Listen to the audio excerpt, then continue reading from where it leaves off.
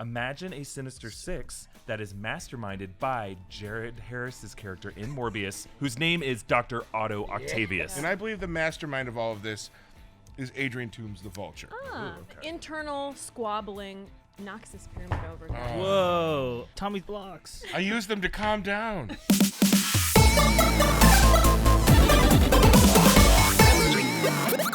Welcome back to Rockstars. I'm Filup Molina, and this is Rogue Theory, and we are talking Sinister Six. I know that's jumping ahead from Morbius, but that's where it feels like it's going. And also, we're going to talk about how the Morbius trailer confirms that that's going to happen. With me to get Sinister, of course, is Erik Voss. Yay! Hi. Woo! Tommy Bechtold. So great to be here. And Marina Mastros. Hello. Tommy, hilarious joke as always. On this episode, we're also going to theorize on how the Eternals are apparently directly connected to the events of Avengers Endgame. Yeah. You guys have some ideas on that. We do. Yay! You guys came prepared this week, unlike every other time. I'm so excited. And you guys were also working on some crafts earlier that I'm very curious to see what it was. He's going to love our present to him.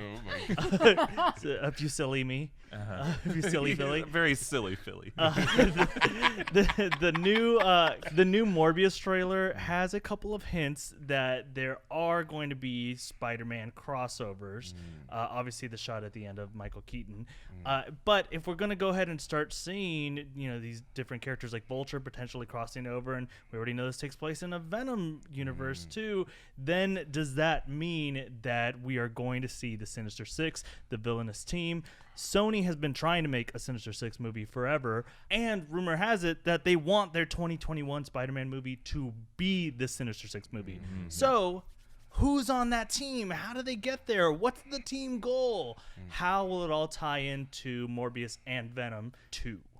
Okay, so when you're thinking about the Sinister Six, you have to think about who is going to be the mastermind of it, who's going to be the ringleader to decide, because there's a lot of Spider-Man villains. Everybody hates Spider-Man, especially now that Mysterio has kind of painted him as this villain, this guy who got away with it, and here's who this kid is, he's a monster. Does overlap into this universe because we have that still frame in the trailer. That's right.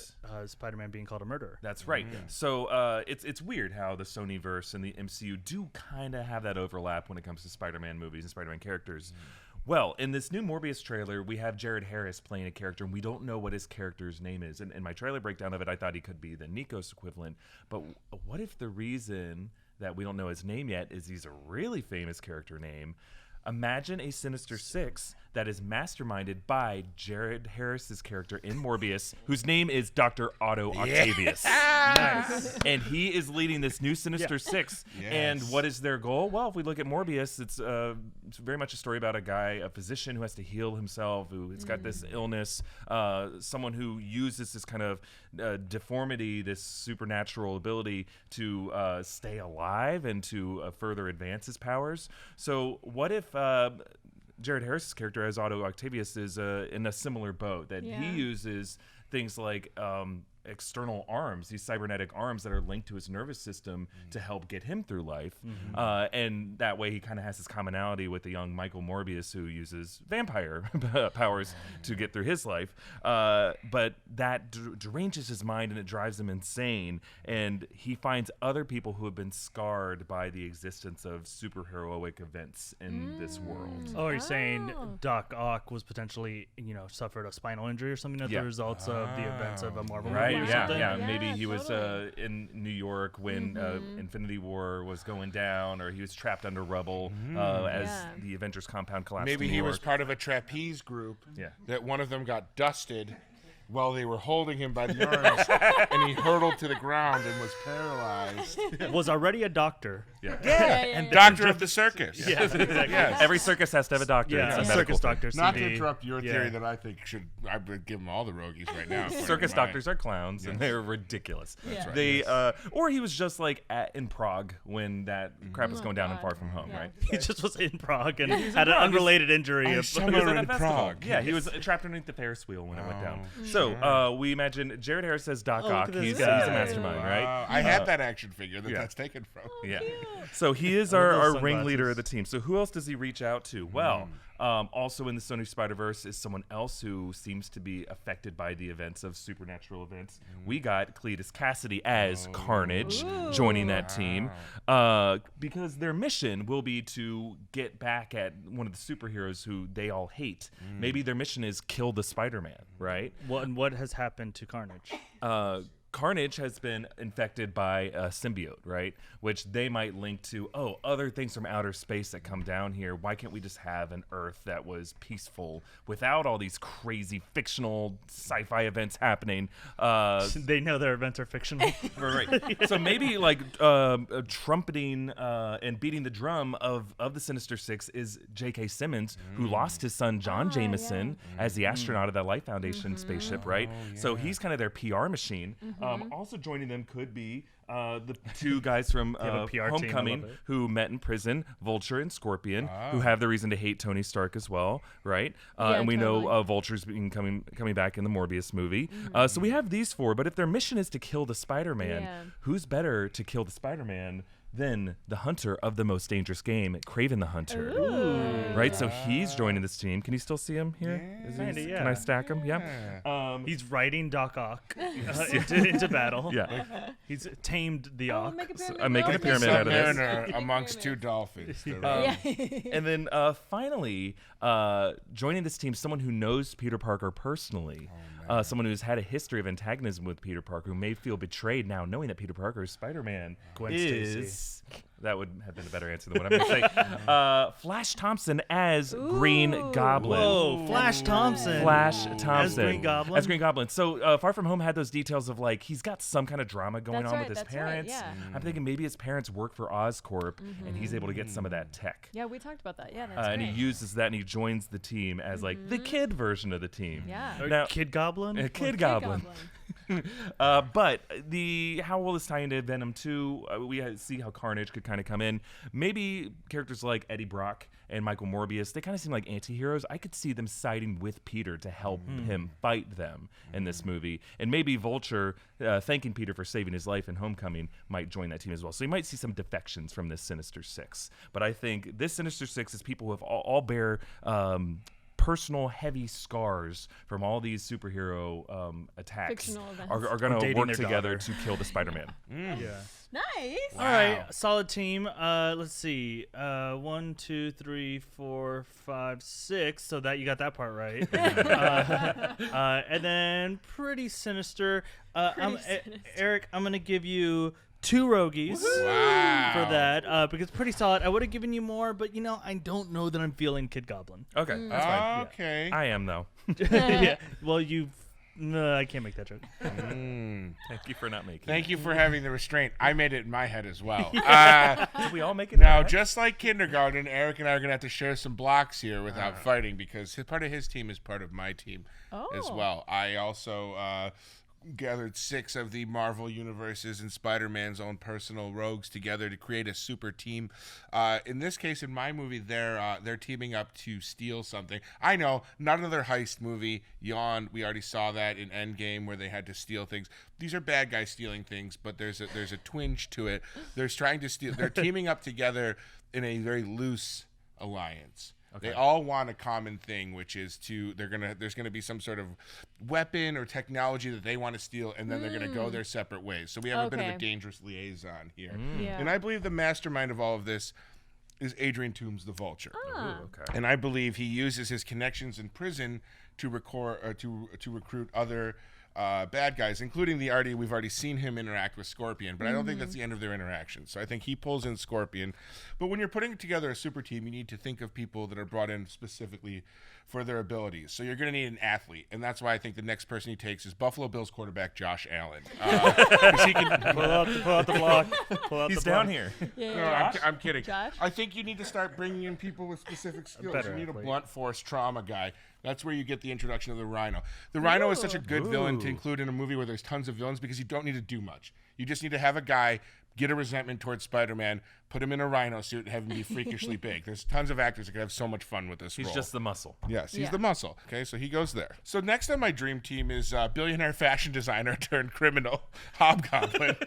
Mostly because I just think that like if you I think he's like a good character. I would include Green Goblin, but I just don't think they've done the work with Oscorp yet to rush that storyline. I mean, where is that movie? Because there feels to me that there needs to be another movie introducing Oscorp, the Green Goblin serum, and all of that before you can have it be a huge part of a Spider-Man movie, as much as I did love your theory. So anyway, then we have the Hobgoblin going in, and then we just need 2 more members of our team, which is where I think I also agree Kraven the Hunter has to come in. Okay. He's the master. I mean, he's got super strong senses of sight and smell, so he's going to be able to see problems. He's kind of the man that goes in and does the scouting. Like, he looks around where they have to steal. And then finally, the last member of their team, this is where it gets No, good. take him. At the top of the pyramid, does this work if we stack these like Yeah, this? do it. Thank you. Eric did it already. Okay, sorry, but can you do it like this? Did Eric? Same. Did you do that all? Yep. It's 1 pyramid, 6 blocks. So anyway, Josh Allen. So Morbius is also on their team, but here's the problem: you assemble this team of supervillains, but you notice something. Some of these are more conflicted villains in the comic books, and that's where an internal civil war begins. And we separate off.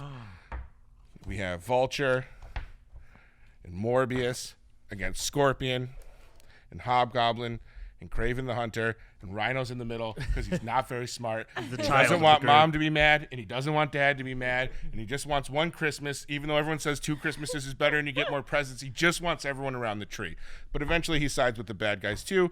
And then over here, we have Spider-Man, and it's a 3-way battle royale at the end to get this technology that they're all trying to steal. Oh, cool. And then these 2 like kiss and That Spider-Man over there? Can you give them each the nickname that they would get in a heist movie? Yeah, okay. He's the Scout. killer. The He's scout. the scout.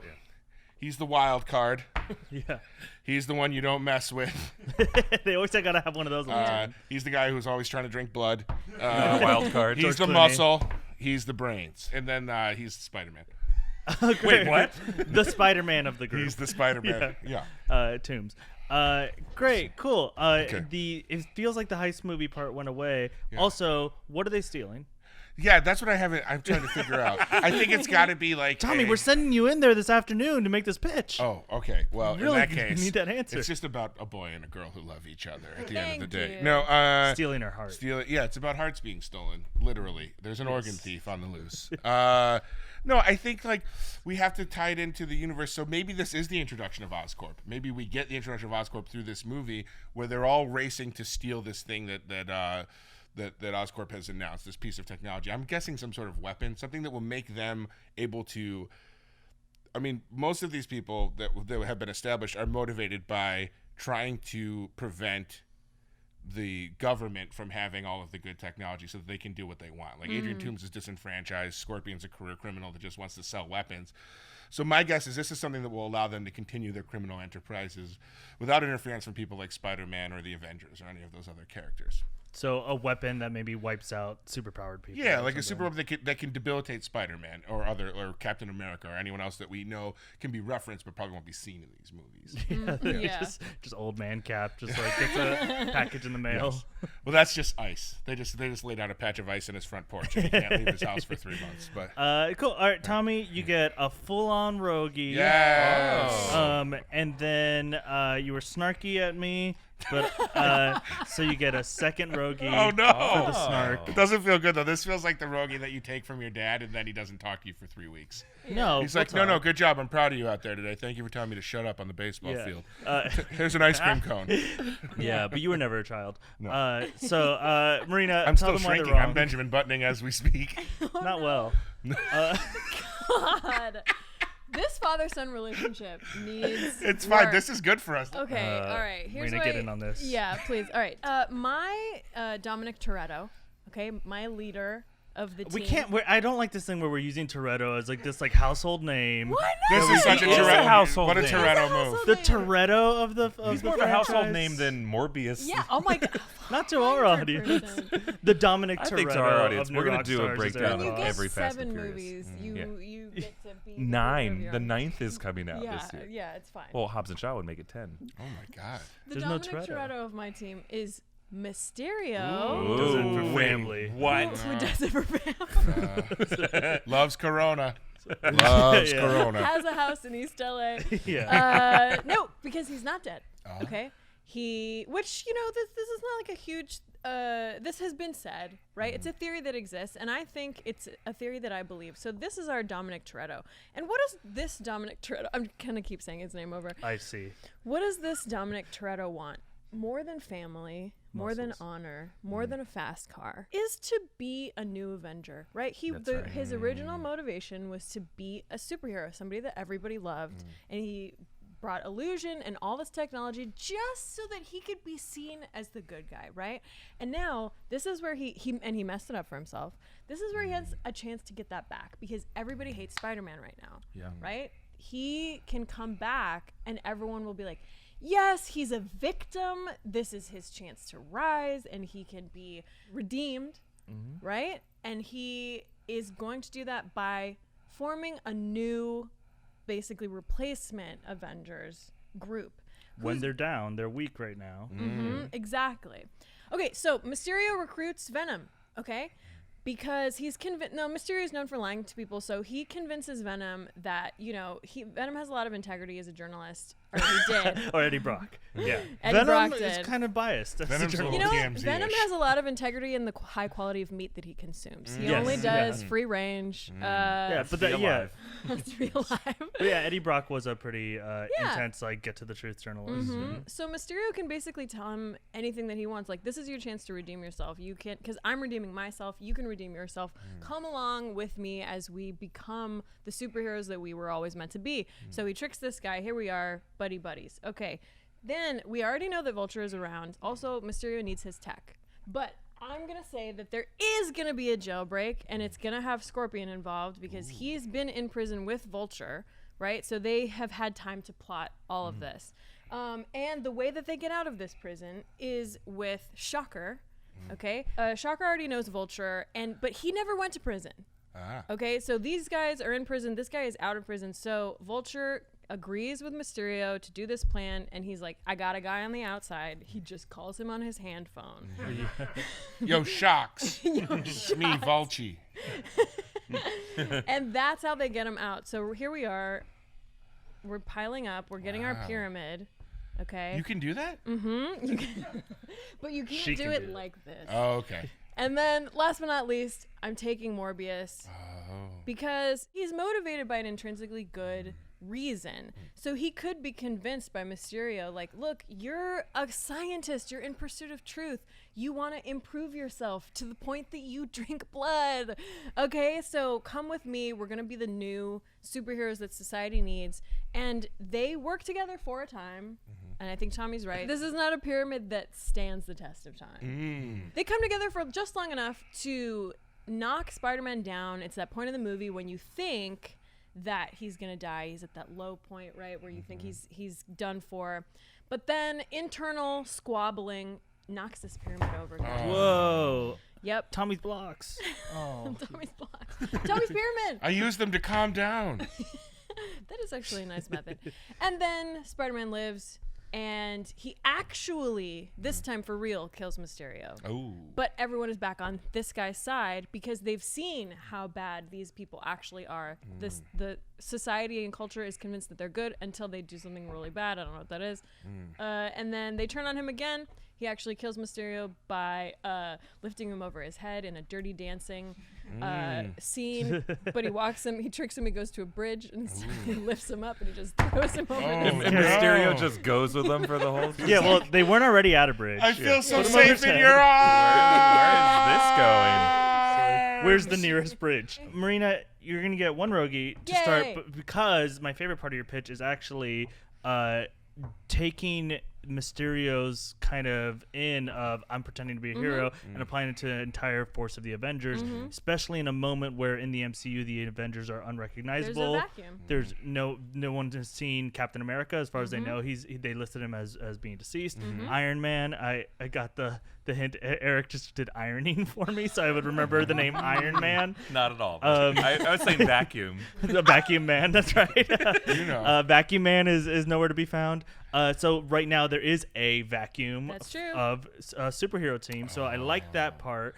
Yeah, me too. I'm confused by some of the rest of it, but My basis is sound. My ending might need. what I'm going to give you is that if Spider-Man, Venom, and maybe let's say Morbius are actually like these two are the ones that realize that these guys are bad, and it takes these three to take out these four. And wouldn't that make sense Nice. because they have their standalone movies to like create them, separate them Exactly, as it's like specific anti-heroes heroes. and whatnot. So another Roguey for Marina for figuring that out. Okay, but my question to you at the end of this movie: who gets thrown off a bridge? Which is the important part. We all get thrown off bridges. Yay! So, yeah. Stan and That's his how we girlfriend. ascend to the Heaviside layer. It's like cats. Our Jellicle ball is leaping off of a bridge. Man, we're talking about suicide, right? Like, Huh? yeah. Not me. I'm talking about murder. Yeah. Very I was also talking different. about murder. Way sexier. Give them back to me in the form of a tweet. Doc Ock wants to rock your socks. Oh, thank God it was socks. I thought it was going to be ox. Just kidding. I thought it With was the gonna be cocks. cocks of Yeah. 5 other sinister socks. Oh, boy. Okay. The Sinister Socks. There you My go. mom would not let me wear those. Sinister socks. Yeah. Yeah, devil horns on them. Oh, that's it. Okay, cool. So Doc Ock is, but basically Doc Ock is your lead guy. Yeah, I just hijacked Tommy's idea. No, I thought that was great. No, we. Yeah. but- Tommy, can you get all 6 of your people in there? Yes. Let's see. Sinister Six invades Spider-Man flicks, led by the Vulture. A change in culture. You won't be wobbling with Hobgoblin coming in. oh my God. In Disrobius and Morbius. Disrobius? Yep, they're Disrobiusing. Disrobius. They're fully nude with this new dude, Scorpion. It's a Harry Potter term to become naked. Disrobius! I think of just Dumbledore. The Harry Potters that I watch that are not sanctioned by Yeah, yeah, Warner yeah. Brothers, Harry. they porn include a versions. lot of lot, Disrobius. My tweet was also 4,000 characters long. Yeah. It's a still thread. going. It's a full thread. sew it back in. And Marina, you've had time. I've been trying that whole time. New Dominic Toretto, more like Mysterio. Oh. Thank you. Worth it. How much did that app cost?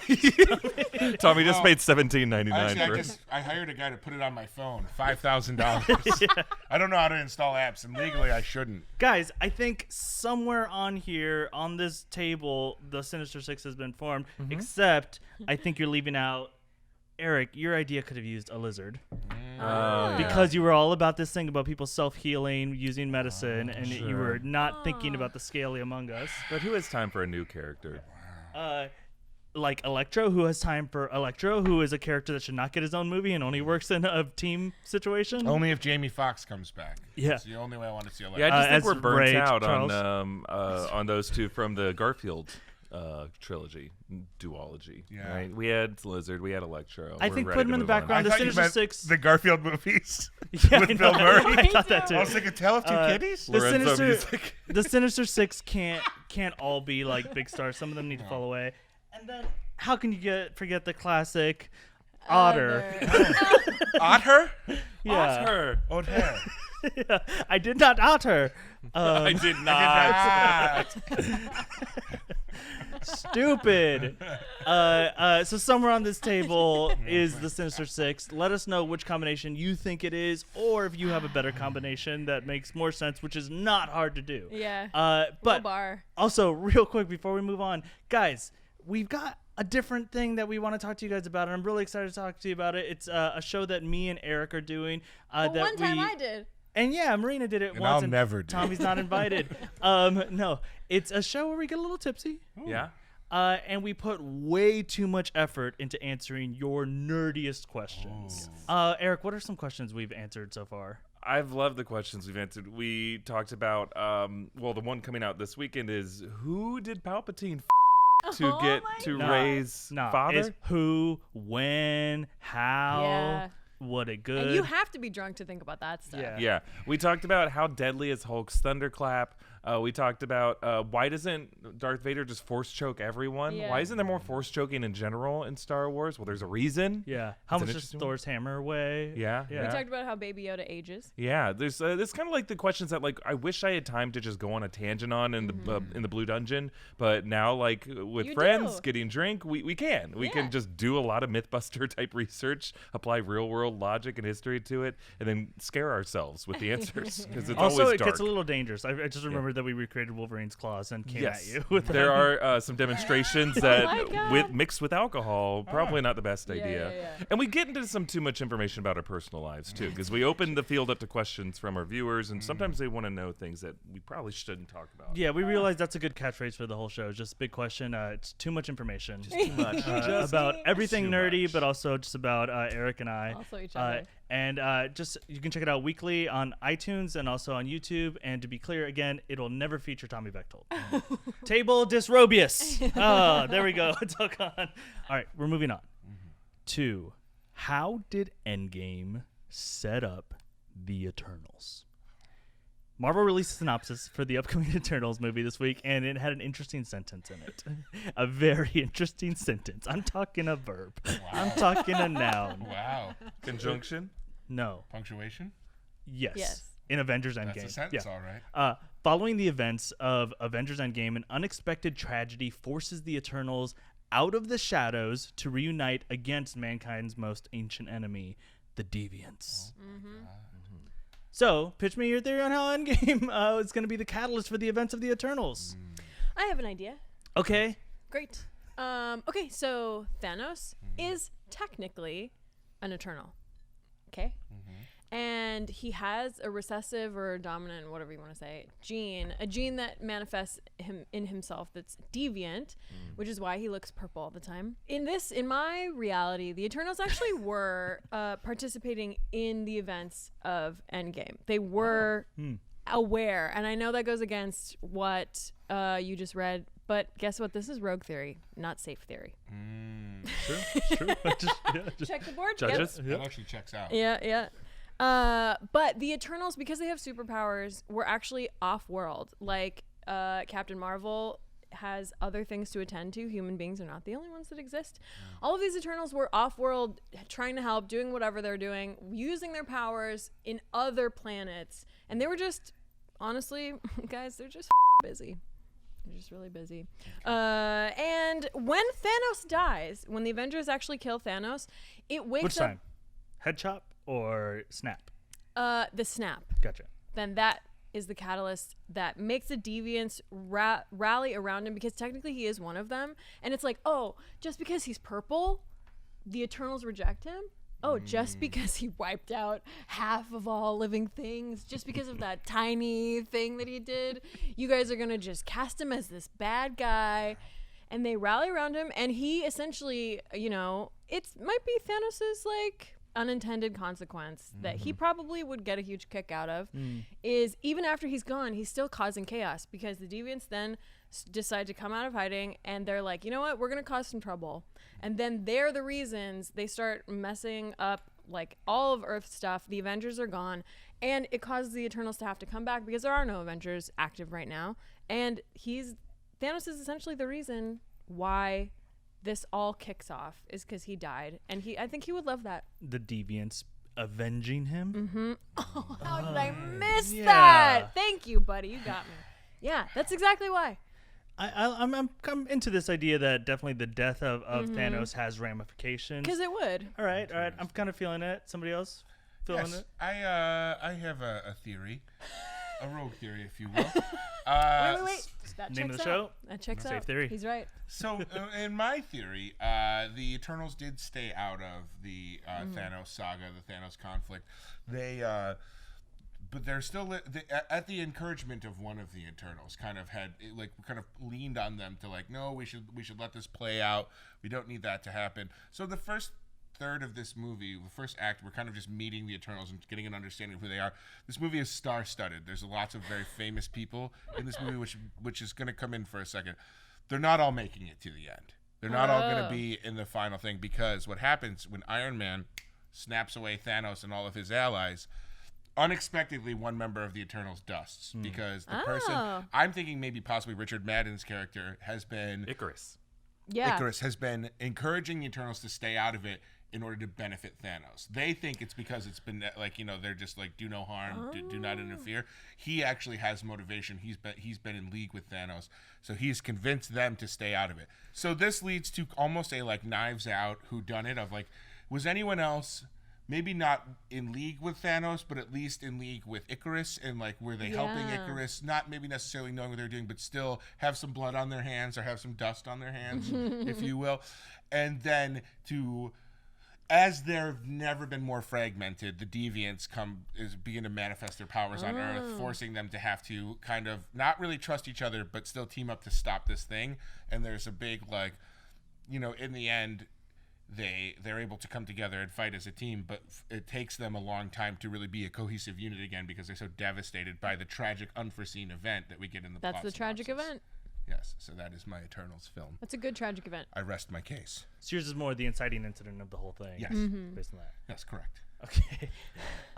Yeah, I'm gonna take it. Okay. I'm gonna take it. I'm Thank gonna you. buy it for. I dropped a bunch of things here, so you can just have everything I'm dropping. Oh. 2 quarters.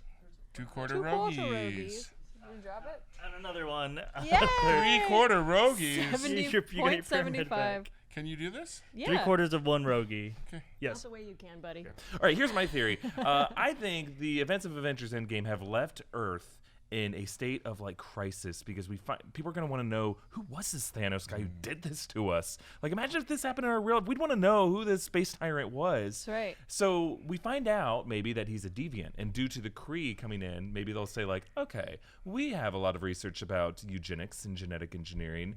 There's a such thing called deviant because Skrulls were derived, they were descendants of the deviants. So they're like, there are thousands amongst you Earthlings, Terrans, who have this deviant gene. So it creates this crisis, this kind of discriminatory lock these people up, put them in cages. And then an archaeologist who studies ancient history by the name of Dane Whitman looks into the history of the deviant gene and through his exploration uncovers the ebony blade, which turns him into the Black Knight. And this blade is kind of like, it transports him, makes him unstuck in time to go back to ancient history to meet the Eternals of ancient cool. times. So he gets to learn about like the history of the difference between the Eternals and the Deviants and how this all began with the Celestials, et cetera, et cetera. And he finds out that the conflicts of the past are the same as the conflicts of the present. And back in the day, it was Eternals versus Deviants, us versus them. And people believed, like the way the Kree hate the Skrull, they believe these monstrous others are evil, when in fact, the twist is the Deviants are actually totally fine. They're totally They okay got a bad people. name. Yeah, they just got a bad rap. Dane Whitman, Black Knight, is going to find out the Deviants are actually great people, and their descendants are just as fine. They're So super fun at parties. yeah, he helps win this war in favor of the Deviants so that they can survive and create In the descendants. past or now in the in past. present? And then in the present, we go back to the future and we find out the descendants of these Deviants are named mutants. So he's able to start winning this fight, become the champion of the Marvel mutants in the modern age, and it sets the stage now for mutants to be second-class citizens in the modern-day MCU Because of their deviant gene. because of their deviant genes. I know it's not exactly comic book canon, but I think it's part of the history that most Marvel enthusiasts aren't so passionate about, that I feel like Kevin Feige can kind of tweak the history a bit. So you're throwing out there, let me get this straight. What? This sounds pretty rogue Precisely. to me. You're crazy, man. Yeah. crazy. I mean, I guess. You're throwing out there that the majority of this movie takes place in the deep, distant past. Yes, it's going to be on multiple timelines, which Kevin Feige and the Marvel team have kind of hinted at, that it's going to take place back in Babylonian era, and back in the Sumerian era, back in ancient Egypt. Back in We're the going to Game jump of around to a Thrones bunch of era. different time periods, Yeah. ancient Lord times. of the Rings era. Oh yeah. So we're gonna start in the modern era. We're gonna go back. We're gonna learn things about the present time that's gonna inform how we should look at these other people. That these other people are just fine. They're just different, and there's nothing wrong with that. Eric, that's the spare words. Whoa. Where's this guy going with this? I don't know. That's the best Rogue Theory we've had. Yay! That's a golden Roguey. Why I got the golden The rogue? golden Roguey. that really is You're something. going to Hollywood. That really was Oh, special. I well, really did get a little chills over that Yeah. theory. That was And really the little good. civil Eric's rights so clever as metaphor. magic. Oh no, now he dies. Rest is still on Throw him off a bridge. Yeah. Eric, get the any golden item Roguey? on the back wall is yours for the rest of the episode. Any item? Get your headshot. want the picture of myself. Oh my God. That was very expensive. Careful, it's signed by a forger. Okay. Guys, I hate to tell you this. The Golden Roguey, Eric automatically wins the entire episode. You know what? Oh, I I agree don't with it. think It's I'm fine. fine with that. If you make a civil rights metaphor, I'm down. That's good. Eric, to be clear, was there a civil rights metaphor in there? Yes. Yes. Because you're Give me just- back that Roguey! Give it back! Give it back! We're Yes, not my here lord. for this crap. The Golden Roguey. I stole it for you, my lord. So do I have to put this back on the wall? It's back in your cage. Okay, fine, you can keep it. All right. But it can't be unkept. Oh no, I've been covered in That's the what There's you no get. civil That's rights what you message get. because the original X-Men comics had a civil rights message. Exactly. I It didn't is. put it in there. It was there from the You're beginning. discriminating Exactly. against people Give with it one up gene. for- That's right. Like the Black Knight. Eric Voss. Dusted it off as an archaeologist. And brought a blade to work. Yeah. which Eric has told a story about. He does keep a blade on him. Yeah. At all times. Stab, That's stab, true. stab. Yeah. I don't want that picture because I realize I have a cold sore in it.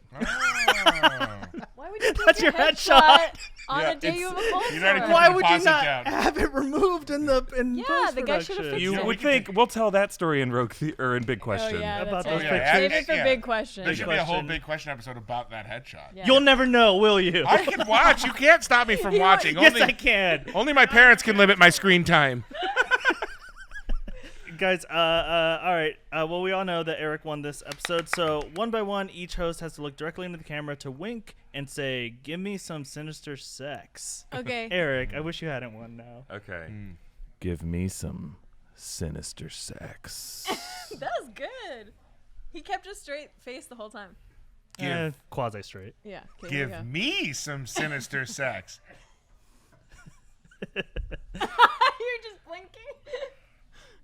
He got it. Okay. All right. Ready? This camera? Okay. Give me some sinister sex. Vagina. Because this episode of Rogue Theory, let's do a quick recap of point totals. Marina, just real quick, I just want to 3. point out you had 3 in Spider-Man. Yeah. Tommy got Give 2.75. me some sinister sex. Yeah, it's okay. Stop winking. And Eric got 2 plus Infinity. That's what it is. That's so amazing. Thank you for going rogue with us. Thanks to our guest, Marina Mastros. Where we Yay. can find you. I'm on Twitter and Instagram at Marina Mastros. Tommy Bechtold. I'm serving at Gino's East Pizzeria tonight. That's true. And if you're in Los Angeles, it's true. You can visit him. on Magnolia? Yep, that's Riverside. right. Don't Yeah, come to yeah. my work. You can, Unless you've got any problems with Tommy. yeah. Yeah. You can find me at EA Voss on the channel. This week we're gonna go into why Scott Derrickson really left the Doctor Strange Multiverse of Madness movie. Ooh. Great. That's fascinating. Also, remember to check out Big Question. We're really excited about this week's episode. We're kind of like making it our big launch episode, even though we've Yes. already done like 5 or 6 of them. Don't forget to subscribe to the Rogue Theory podcast feed and stay tuned to the YouTube channel for this and obviously all those other shows. Follow us all on Twitter at New Rockstars to find out when all that stuff comes out. And follow me at Filup Molina on Twitter and Instagram. Give me some sinister sex. Wink, wink, wink. You got it. Let's Yes, go. please. Let's do it, guys. Yeah.